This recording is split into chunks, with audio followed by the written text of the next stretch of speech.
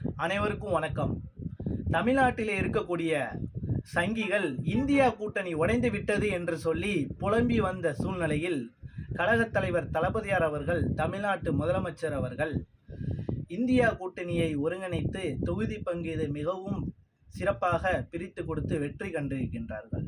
அது மட்டுமல்ல, இந்த கூட்டணியானது 2019 நாடாளுமன்ற தேர்தலிலிருந்தே தொடர்ந்து பணியாற்றி வருகின்றது. இது கொள்கை உள்ள கூட்டணி, இது மக்கள் நல கூட்டணி. அது மட்டுமல்ல, இந்த முறை திமுக தலைமையிலான கூட்டணிக்கு ஆதரவு கொடுக்காவிட்டால் இந்தியாவை யாராலும் பாதுகாக்க முடியாது என்று சொல்லி நடிகர் கமலஹாசன் அவர்கள் ஆதரவு கொடுத்திருப்பது என்பது மிகவும் பாராட்டக்கூடியது.